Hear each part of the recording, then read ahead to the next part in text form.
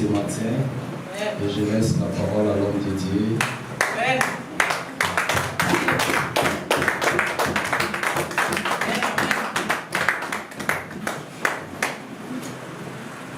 Est-ce qu'on peut accueillir notre papa?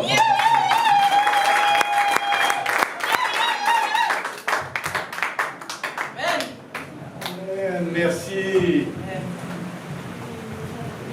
J'ai envie de dire que le roi de gloire fasse son entrée. Amen. Que le roi de gloire fasse son entrée. Amen. Merci.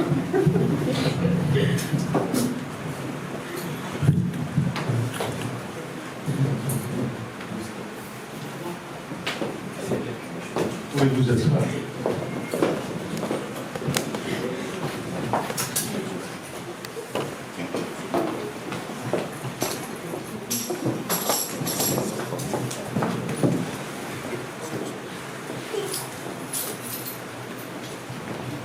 J'ai une question pour vous.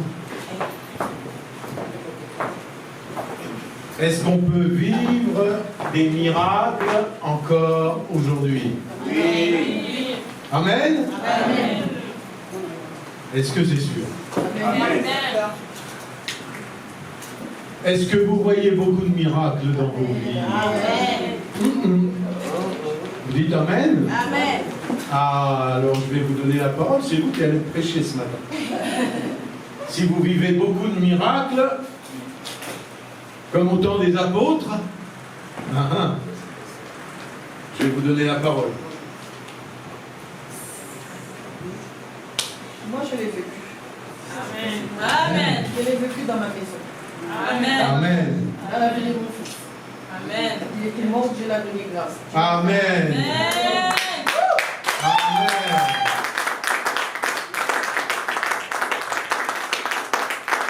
Alors évidemment, si je vous donne la parole, peut-être que chacun va me donner un exemple.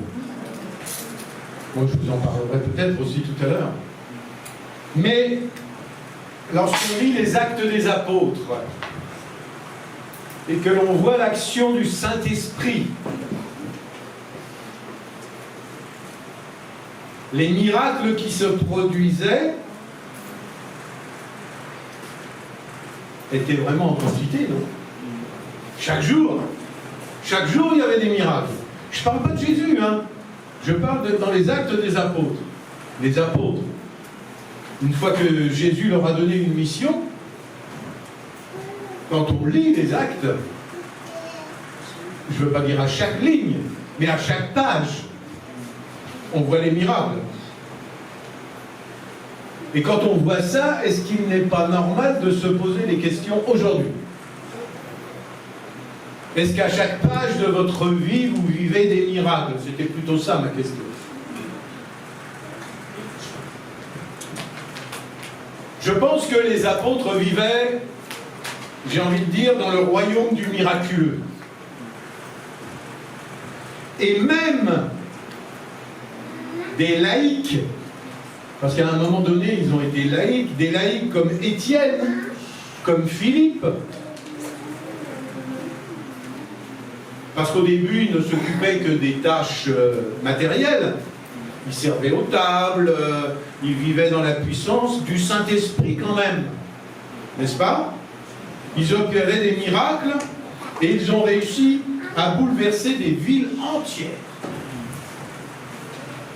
Et en lisant les actes, je crois qu'on ne peut que s'émerveiller devant les miracles que Dieu opérait au milieu d'eux. Si on peut se rappeler, d'ailleurs vous pourrez relire le livre des Actes, des anges leur sont apparus.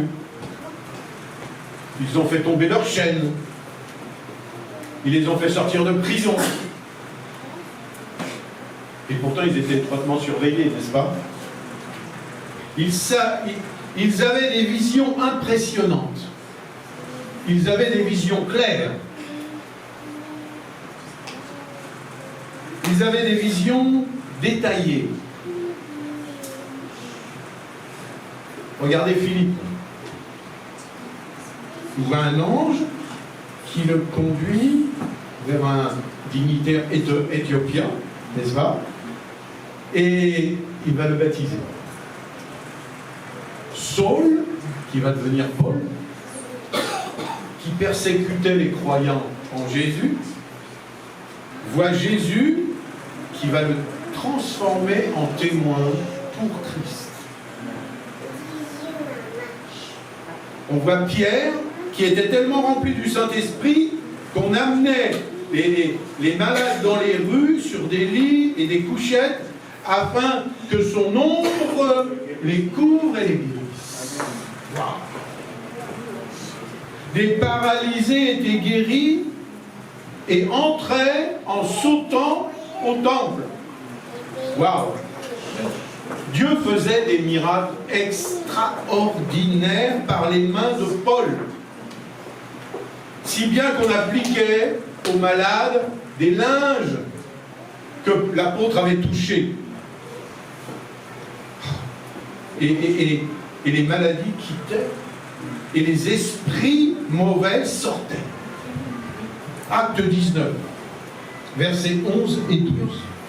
On va le lire. Et Dieu faisait des miracles extraordinaires par les mains de Paul, au point qu'on appliquait sur les malades des linges ou des mouchoirs qui avaient touché son corps, et les maladies les quittaient, et les esprits malins sortaient. Amen. Amen. Alors j'ai envie de lire, mais pourquoi ne voyons-nous pas autant et tous ces miracles aujourd'hui, à notre époque? On en voit, oui, il y en a, oui. Mais j'ai envie de dire, où se trouve la puissance apostolique de Jésus-Christ? Alors je ne veux pas en parler, il y a des réunions de délivrance, il y a des réunions comme la ILG, l'Association internationale des ministères de guérison, il y a des évangélistes, il y a des serviteurs qui ont reçu ce ministère. Bien entendu, je ne parle pas de ça, mais je parle d'une puissance.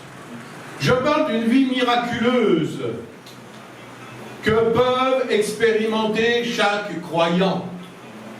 Pas sporadiquement, mais en permanence.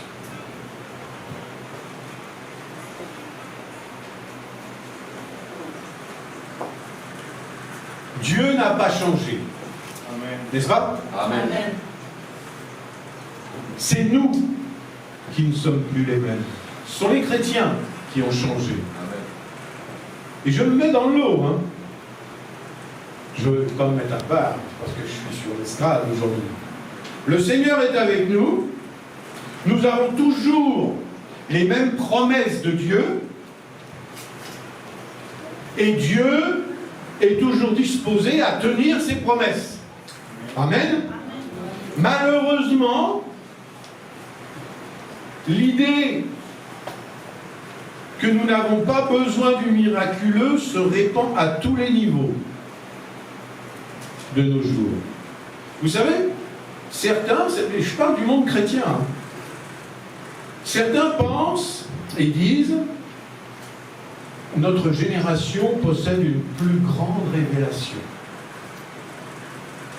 Déjà, on a les évangiles, on a tout, on a même la fin.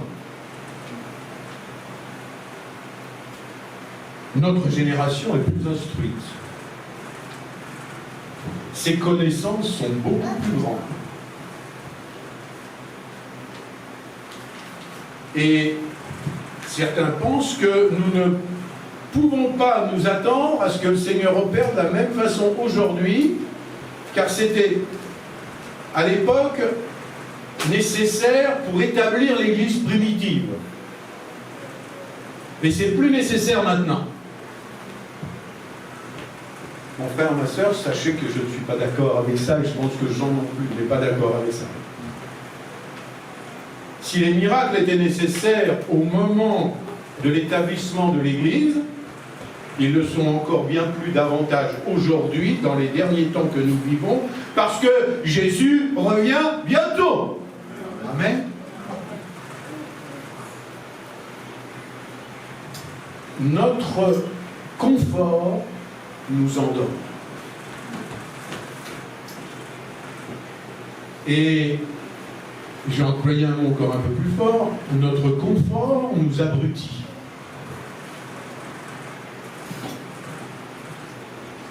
Vous savez, quand on regarde la société d'aujourd'hui, les méchants sont devenus encore pires, le péché se répand de plus en plus, les séducteurs se sont multipliés,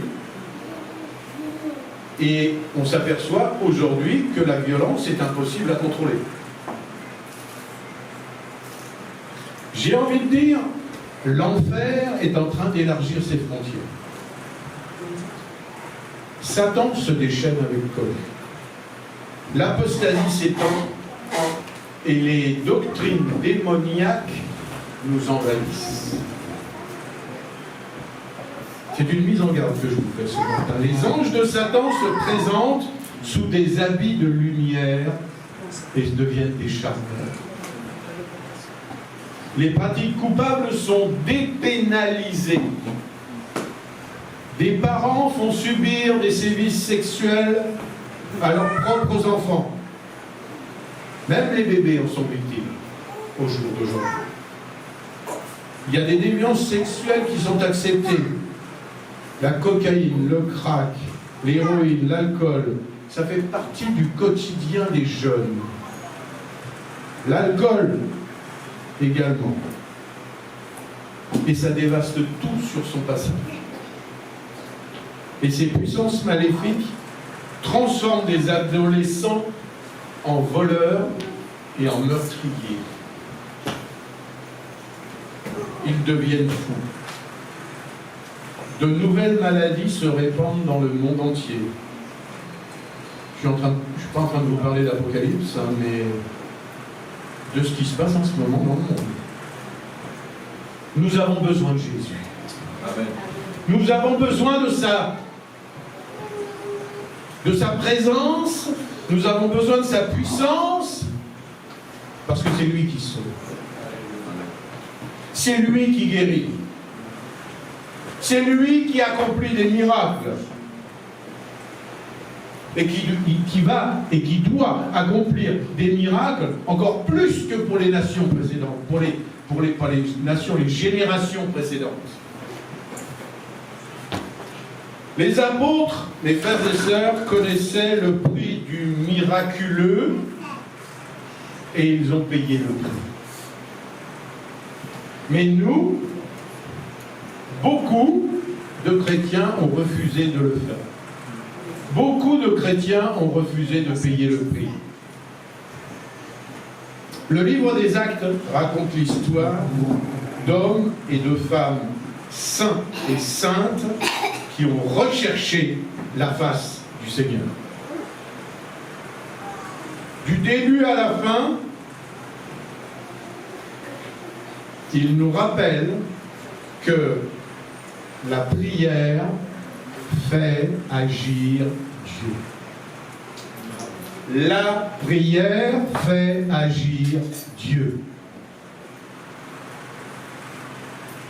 Dites Amen quand je dis de bonnes choses, quand même. Ça va me faire du bien, ça va me faire plaisir. Et je pense que ça va faire plaisir à Dieu, soyez d'accord avec lui.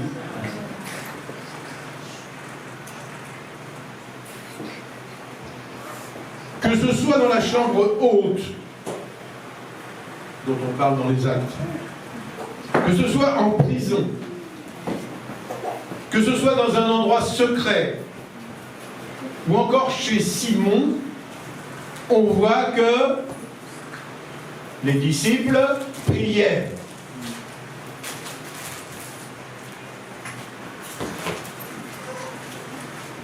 Ils priaient le matin, parfois toute la nuit. Ils priaient sans cesse. Ils priaient partout. Ils passaient des heures en privé avec Dieu, implorant le Seigneur jusqu'à ce qu'ils reçoivent des instructions précises et exceptionnelles.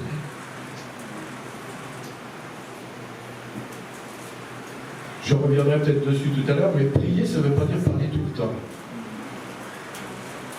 Parce que je l'ai déjà dit, je le redirai encore, si vous priez tout le temps, vous n'entendrez jamais Dieu vous parler. Et je pense qu'il est plus important que Dieu nous parle que nous parlions à Dieu. Parce que lui, il connaît notre cœur. Vous pouvez parler en langue, vous pouvez prier en langue, vous pouvez rester dans l'adoration, vous pouvez rester dans le silence, et vous allez entendre Dieu. Et tout à l'heure, quand notre frère parlait de demander à Dieu, et il vous donnera ce que votre cœur désire, moi je rajoute toujours, quand j'entends ça, Dieu vous donnera ce que votre cœur désire, quand vous serez en phase, en harmonie, dans l'alignement de la pensée de Dieu. Pour être dans la pensée de Dieu, il faut d'abord connaître Dieu, devenir intime avec Dieu, le connaître parfaitement. Et quand on le connaît parfaitement, on ne demande que ce que Dieu veut pour nous. Amen. Sinon, on va tous se mettre à prier, Seigneur, que mercredi prochain, je gagne au loto. Eh bien, vous ne gagnerez pas.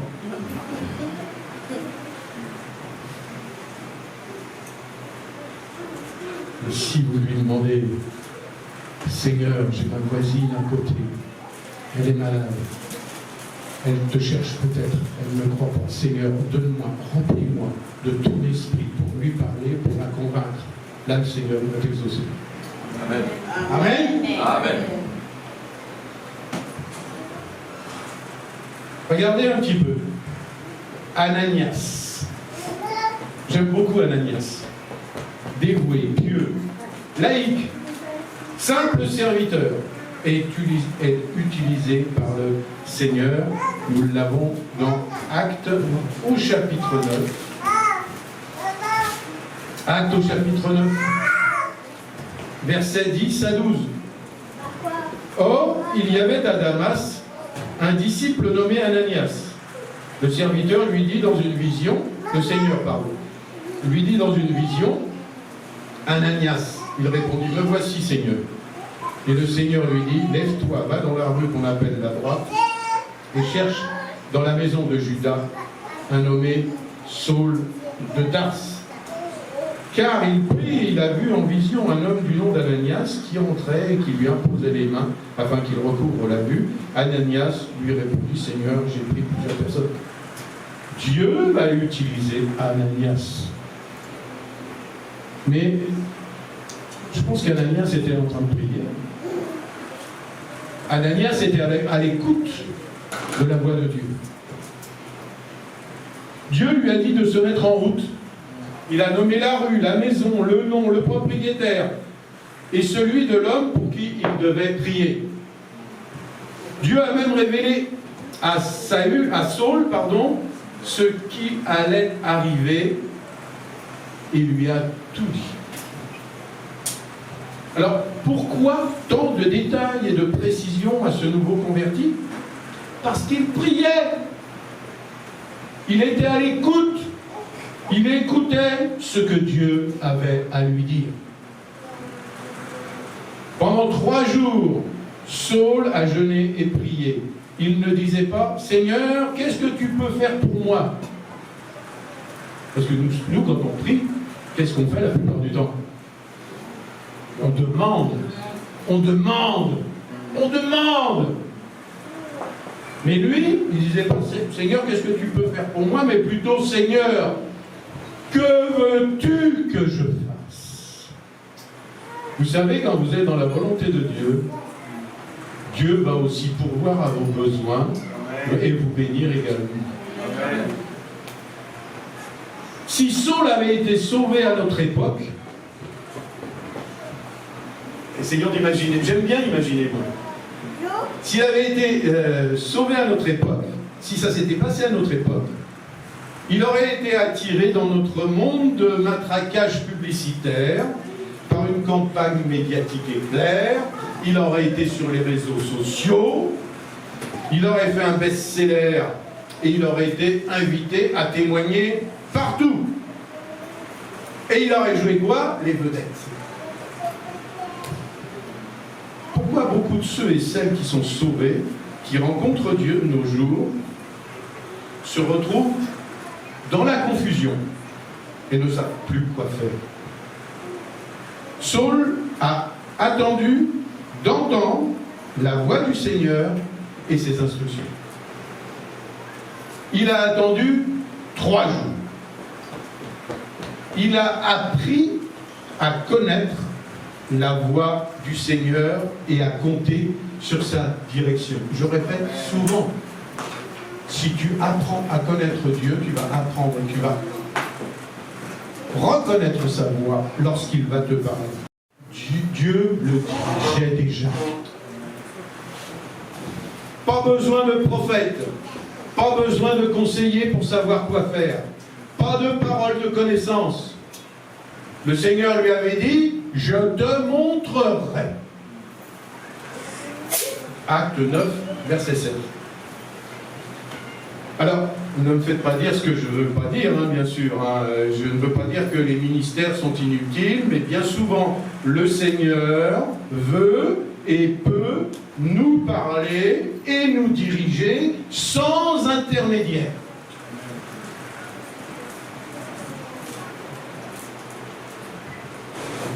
Tu peux avoir besoin de confirmation.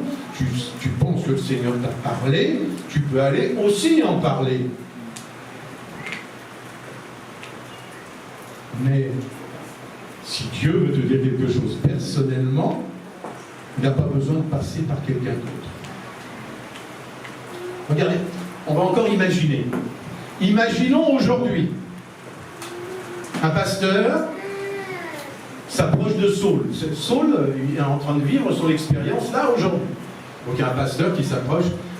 Non, je ne vais pas dire que ça va être Jean ou que ça va être moi, mais on va essayer de trouver un pasteur, un autre pasteur. Un pasteur, voilà. Il s'approche de Saul avant l'arrivée d'Ananias. Et il voit Saul de Tarse, il le voit allongé par terre. Il pleure et il s'écrie « Jésus, révèle-toi à moi !» Je pense que c'est comme ça que ça s'est passé. « Jésus, révèle-toi à moi !» Et là, le pasteur, qui voit Saul dans cet état, lui dirait « Frère, Saul, tu as été sauvé de façon merveilleuse. Que veux-tu de plus?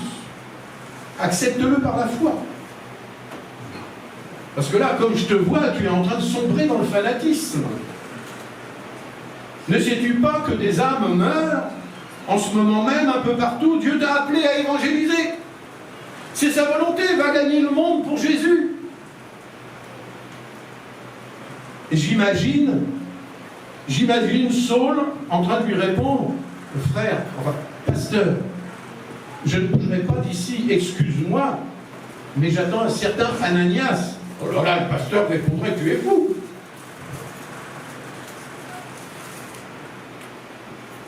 Tu dis n'importe quoi.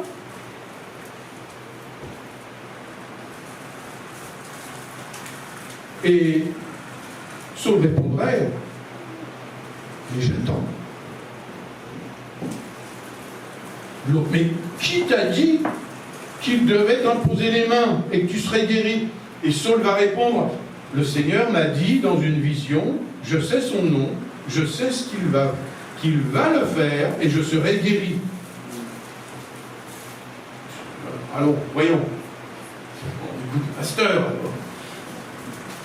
Imaginons la même scène, mais avec un pasteur un peu plus charismatique, on va dire, qui vient enseigner Saul, vous savez, sur la prospérité, sur le succès.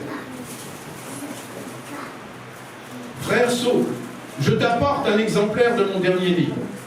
Je t'annonce que Dieu désire que le nouveau Saul prospère et soit toujours en bonne santé. Tu trouveras toutes les explications dans mon livre. Si tu apprends les clés du succès et la prospérité, tu n'auras plus besoin de pleurer, tu n'auras plus besoin de souffrir comme tu l'as fait ces derniers jours. Réclame tes droits, mon frère. Tu n'as pas besoin de tout ça, tu n'as besoin que de la foi. Tu n'as qu'à la demander. Saul répondrait, mais je regrette, frère, le Seigneur me montre que je dois souffrir de grandes choses pour son nom. J'attends Ananias. Je ne peux rien réclamer, rien faire tant qu'il ne m'aura pas imposé les mains. Ensuite, je sais qu'il me dira ce que je dois faire. Le pasteur dirait, mais tu n'es qu'un bébé en Christ. Moi, je marche avec lui depuis longtemps. Il m'a dit sa volonté. Je vais te l'enseigner. Saul répondrait simplement, tout ce que je sais, c'est qu'il m'est apparu et qu'il me parle. J'extrapole, je donne des exemples comme ça, mais Dieu peut te parler personnellement et précisément sans passer par des ministres. Peut-être qu'il va te parler aussi par des ministères, et j'espère bien qu'il vous parle au travers de moi ce matin. Mais personnellement, quand Dieu vous parle, c'est qu'il a des choses précises à vous dire. Il en va de même, vous savez, la vision de Pierre et de Corneille. Deux hommes qui priaient et à qui Dieu a parlé précisément. Vous savez, dans tout le livre des Actes, nous lisons ces paroles. Il y a des paroles qui reviennent régulièrement. Dieu a dit. L'ange a dit. Le Seigneur a dit. Le Saint-Esprit a dit. Pourquoi? Les cieux n'étaient pas fermés. Les cieux étaient ouverts. Et vous savez que les cieux sont ouverts pour tous ceux qui sont en communion avec Dieu. Ils savaient exactement ce que le Seigneur désirait. Il n'y avait pas de choses vagues ou des choses farfelues dans ce qu'ils avaient entendu. C'était pratique, détaillé et clair. Ces paroles ont été entendues par ces hommes, par ces femmes, après avoir beaucoup prié, enfermés seuls avec Dieu. Ça, c'est une clé. De nos jours, nous prions rarement. En tout cas, peu. Car on nous a souvent dit qu'il faut tout prendre par la foi. On prêche la foi, la repentance, l'obéissance, la parole, la prière. Mais à quoi ça sert, on va vous dire, de supplier Dieu pour qu'il fasse quelque chose qu'il a déjà promis de faire? Certains vont vous dire ça. S'il sait ce dont nous avons besoin, pourquoi lui demander? Hein? On le dit aussi, il connaît nos besoins. Certains disent, vous demandez quelque chose alors qu'il l'a déjà promis. Ça veut dire que vous êtes incrédule. Dieu avait promis à Abraham qu'il deviendrait une nation puissante. Il lui a promis encore beaucoup d'autres choses. Eh bien, mon frère et ma sœur, ça n'a pas empêché Abraham, ça ne l'a pas empêché, cet homme de foi, confiant dans les promesses de Dieu, de se précipiter sans cesse vers l'autel pour prier Dieu. Vous pourrez lire ça dans Genèse 12 et Genèse 13. Moïse aimait l'intimité avec Dieu. Regardez-le. Essayez de l'imaginer debout, au sommet de la colline, avec Aaron et Hur de chaque côté, les dents à garder les bras tendus vers le Seigneur. Dieu avait promis la victoire à Abraham, à Moïse. Dieu avait promis cette victoire. Et malgré tout, Moïse a supplié Dieu sur la colline, les bras levés.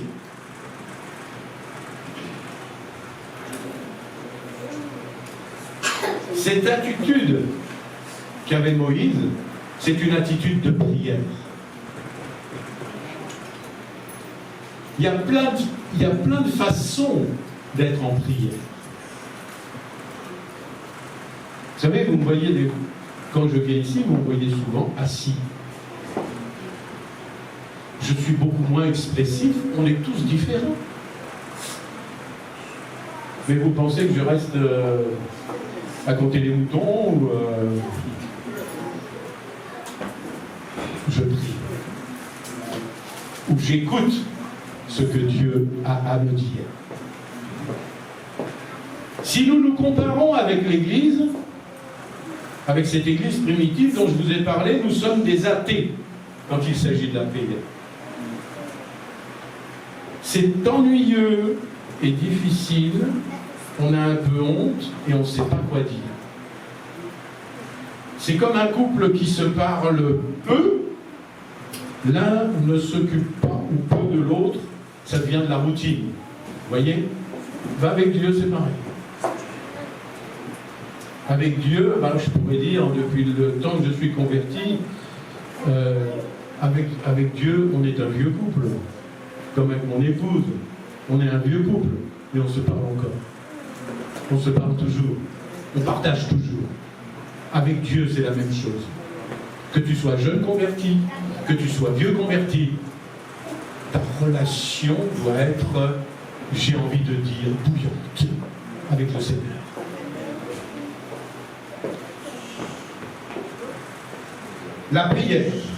La prière en privé,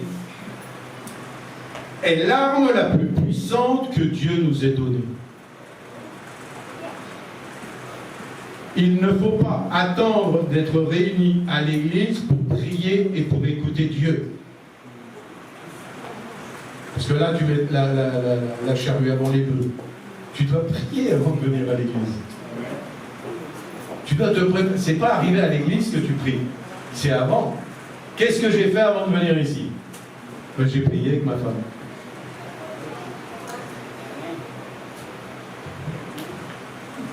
C'est l'arme redoutable. Alors pourquoi la dédaigner? Pourquoi ne pas l'utiliser? Dieu veut nous montrer que nous pouvons nous aussi prier avec puissance. Nous avons de multiples exemples de prières agissantes dans la parole, et pourtant on ne parvient pas. Aujourd'hui, on prie une ou deux fois et on abandonne.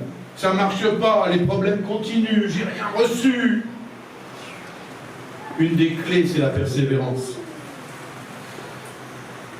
Jacob a dit dans Genèse 32, 27, « Je ne te laisserai pas partir tant que tu ne m'aies pas béni. »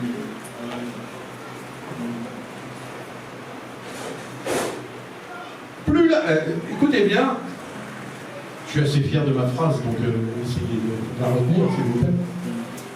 Plus la réponse tarde, plus vous continuez à prier, plus vous approchez de lui, et plus la réponse à votre prière perd de son importance. Parce que l'important devient la présence de Dieu. Tu vas prier pour une situation, tu pries, et à un moment donné, tu es tellement dans la présence de Dieu que tu vas oublier le sujet de ta prière parce qu'il est là. Il est avec toi. Il est à ton contact. Il te remplit. Et si vous êtes dans cette attitude-là, d'une manière ou d'une autre, vous avez gagné. Amen. Vous avez gagné. Amen. Daniel avait compris l'heure de Dieu en étudiant les écrits des prophètes. Et particulièrement, Daniel avait lu les écrits du prophète Jérémie, à l'époque où le peuple avait été déporté. Jérémie avait écrit des prophéties. Et ensuite, Daniel a relu. Et en lisant les prophéties qui allaient s'accomplir, puisqu'on parlait de 70 ans sur les ruines de Jérusalem, et Daniel aurait pu se réjouir de voir la fin des 70 ans d'exil. Mais il va s'en emparer par la foi. Il s'est mis à prier. Il s'est mis à pleurer. Il s'est mis à jeûner. Il a pris le sac et la cendre. Il avait compris qu'il y avait une condition à remplir pour que cette prophétie arrive. Dieu avait certifié qu'il tiendrait sa promesse, mais si on lit les versets 12 et 14 du chapitre 29 de Jérémie, on peut lire, on va le lire. Jérémie 29, versets 12 à 14.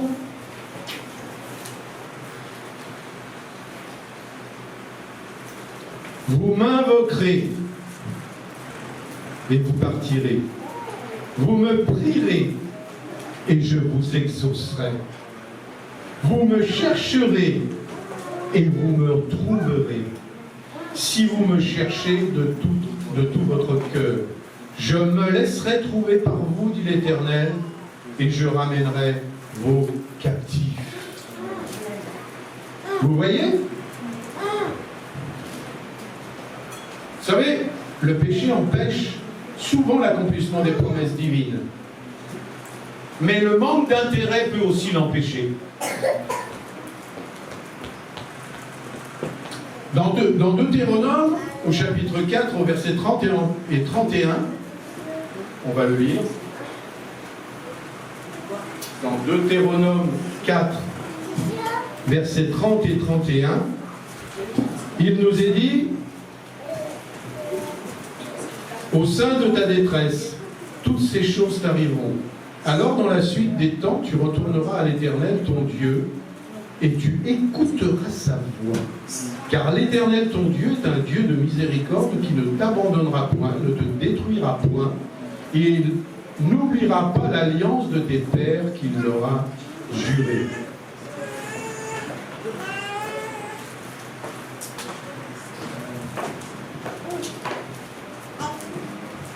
Bien-aimés, ceux qui ne prient pas et ne sont pas prêts ne résisteront pas au jour du jugement.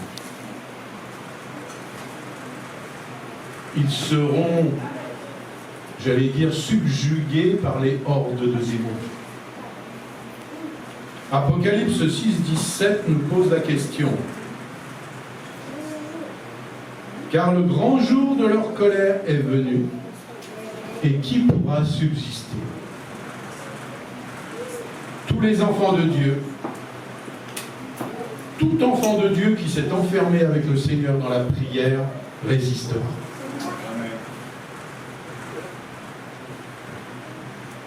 Prenez toutes les armes pour tenir ferme et pour résister.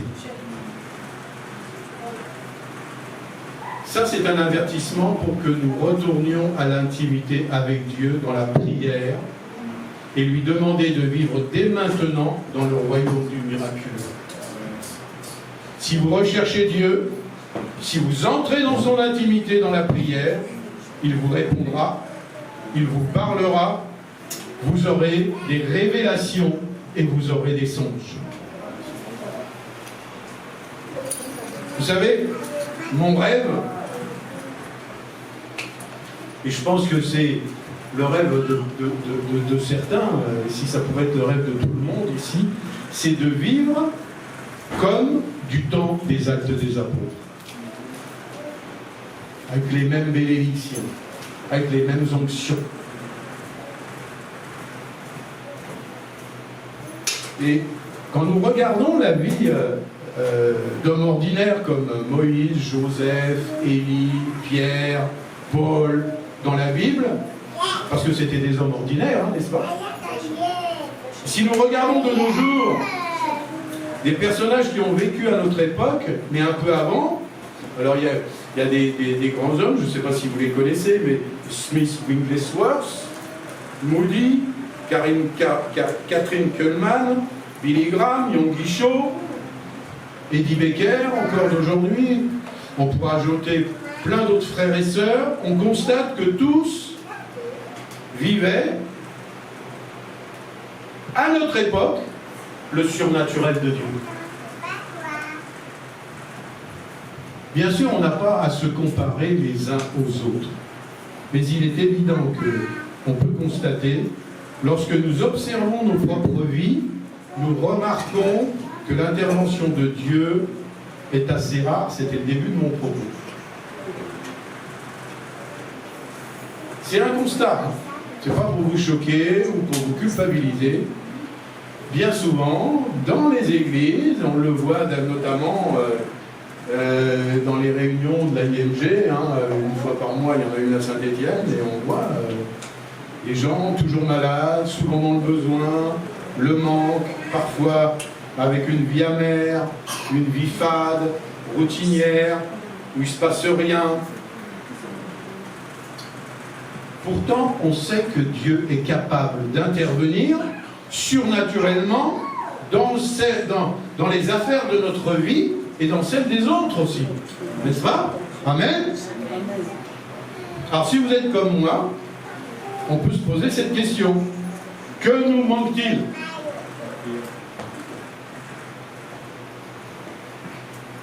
Que nous manque-t-il pour vivre le surnaturel de Dieu? La prière, c'est une évidence. On vient d'en parler. Mais encore.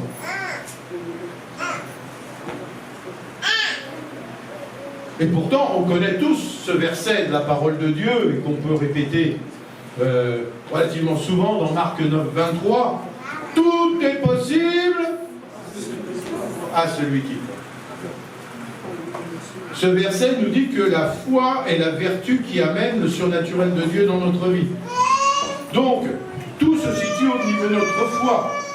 Vous savez, souvent, moi j'ai une autre définition de la foi, au lieu de dire une ferme assurance. La foi, c'est le bras armé de Dieu qu'il nous donne pour aller saisir au ciel ce qui nous appartient. Je vais saisir ce qui m'appartient au ciel. C'est la foi. Nous devons voir le résultat de ce que nous demandons. Certains chrétiens appellent ça la 4e dimension, d'autres l'appellent la loi de la perception. Percevoir. Je vois. Il y a donc 2 ans en arrière, à la suite de multiples opérations et tachycardie, je vous en avais peut-être parlé, j'ai pris du temps avec le Seigneur qui m'a montré une chose, un esprit d'abattement que j'ai brisé, que j'ai combattu, que j'ai dégagé. Et il m'a dit, si tu fais ça, regarde. Et en regardant, j'ai vu ma guérison. C'était un mardi soir, et il m'a montré ma guérison pour le samedi. Il m'a dit à la fin de la semaine, pour le samedi. Et j'ai vu ma guérison pour le samedi. J'ai gardé ma tachycardie le jeudi, le mercredi, le jeudi, le vendredi, et le samedi matin, quand je me suis levé, je n'avais plus. Amen. Amen. J'avais pris ma guérison.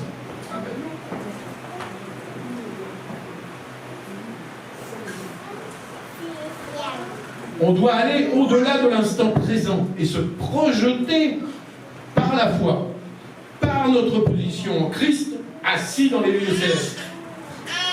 Et là, tu vois la réalisation de ton miracle.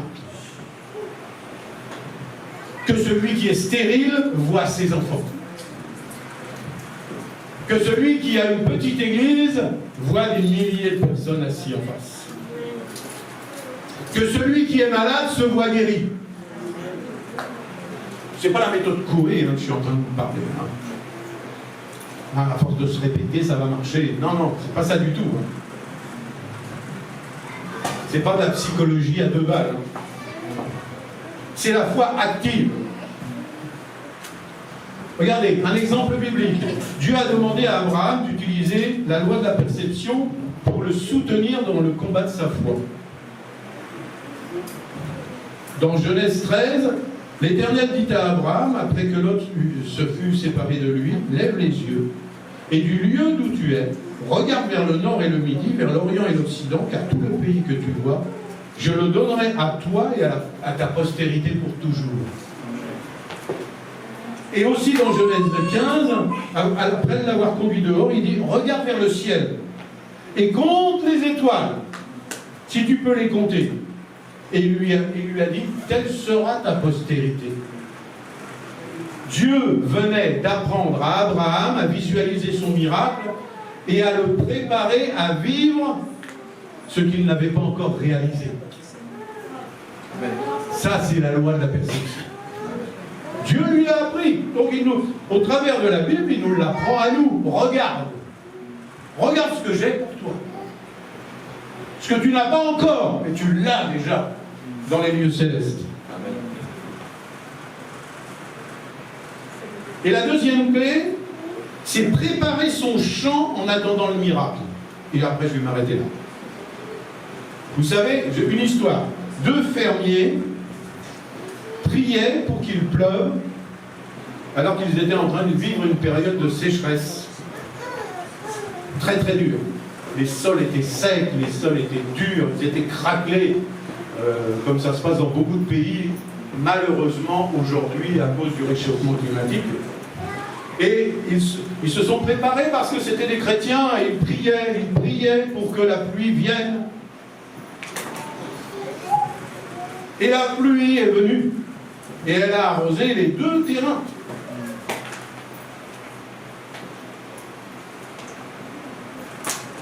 Mais il y en a un seul a été béni. Parce qu'il y en a un des 2 qui a préparé son terrain. Il a cassé le terrain. Il a aéré le terrain pour que l'eau, en arrivant, puisse pénétrer à l'intérieur. Alors que l'autre n'a rien fait.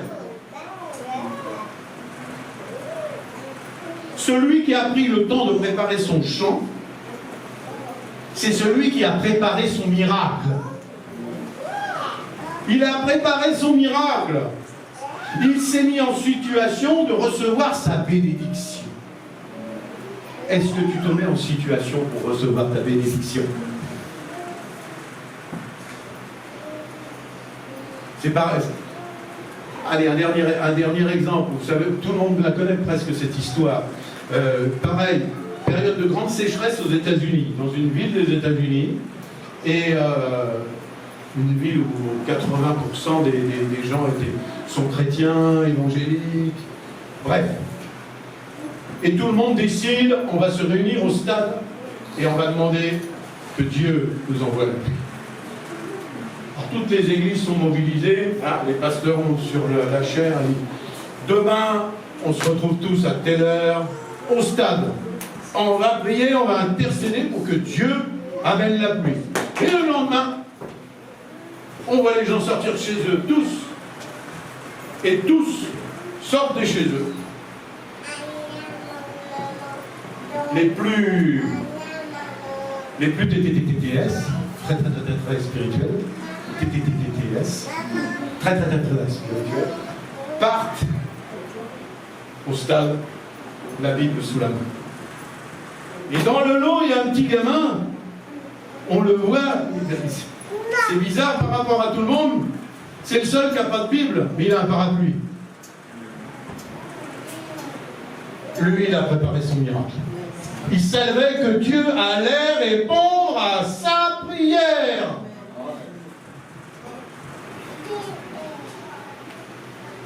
L'apôtre Jacques a dit, très bonne Jacques a dit, mais quelqu'un dira, toi tu as la foi, moi j'ai les œuvres.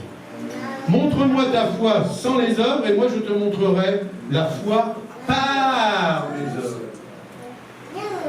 La foi sans les œuvres, elle est morte. Lorsque nous demandons à Dieu d'intervenir pour un miracle, prenons l'habitude de préparer notre champ à recevoir le miracle. Donc, la perception et la préparation. Si Dieu te met à cœur d'aller faire carrière aux États-Unis, mon frère, ma soeur, si c'est ton cas, commence à apprendre l'anglais. Ah oui, commence à apprendre l'anglais. Dieu va pourvoir. Non, tu as fait ton boulot. Commence à agir en considérant que tu as déjà obtenu ce que tu as demandé à Dieu. Ou ce qu'il a mis sur ton cœur. Parce qu'il a peut-être mis quelque chose sur ton cœur. Donc commence à bosser. Commence à te préparer. Moi, quand il m'a appelé à être pasteur, j'ai commencé à étudier. Un peu plus. Oh, mais moi je la connais la Bible. Oh, j'ai déjà lu au moins. Ah non, tu te prépares. Tu veux chanter dans l'église? T'as fait des vocalises. Je sais pas, prends le solfège, le machin, le truc, bon, bref. Quelque chose que vous devez vous rappeler. Les actes que nous posons témoignent de notre foi bien plus que nos paroles. Les actes que tu vas poser témoignent bien plus que tes paroles. Vous savez, le prophète Élie, il a rempli de foi. Il avait prié pour que la pluie vienne. Elle avait cessé depuis 3 ans et demi. Et il a prié. Et il a préparé son champ. Il a envoyé son serviteur regarder. Va voir. Ils arrivent les nuages. Le serviteur y allait. Il ne voit rien. Et à la 7e fois, il y a un petit trou de rien du tout, il a vu. Il a préparé son champ. N'attendez pas les bras croisés que ça vienne tout seul. Préparez votre champ pour le miracle. Priez et mettez-vous en action. Je vous encourage vraiment de ne pas baisser les bras dans les situations difficiles. Mais croyez que votre foi, en grandissant, amènera les promesses de Dieu à sa manifestation dans votre vie. Amen. Amen. Amen. Amen. Un dernier point, allez, vous me permettez? Oui.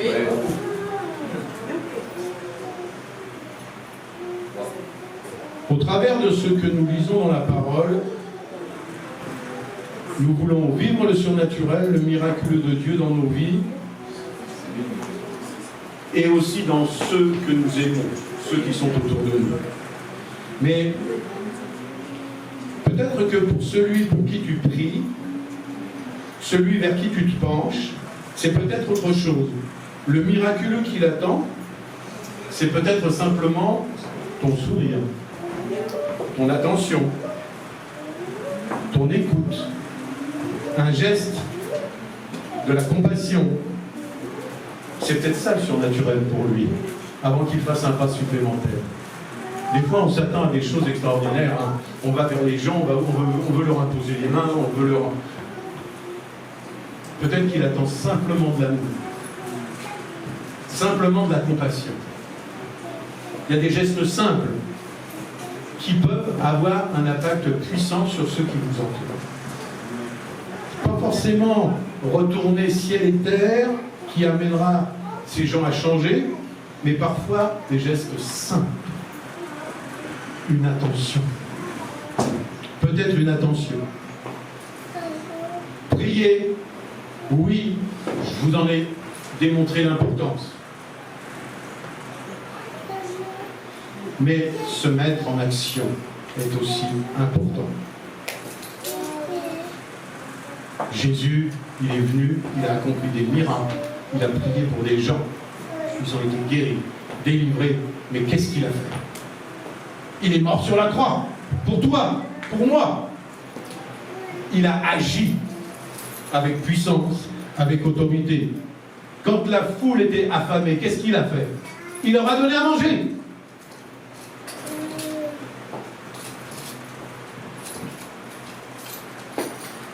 Dieu veut nous surprendre. Il veut que nous vivions le miraculeux divin. À toi de te mettre en action et en alignement avec la pensée de Dieu.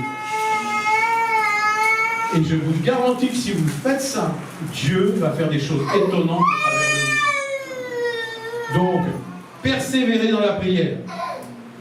Visualisez l'exaucement de vos prières, ce que le Seigneur a mis sur votre cœur. Préparez le chant du miracle. Prolongez la puissance de Dieu par des gestes simples qui mettent en action votre foi envers les autres. Amen, amen. Et amen. Amen.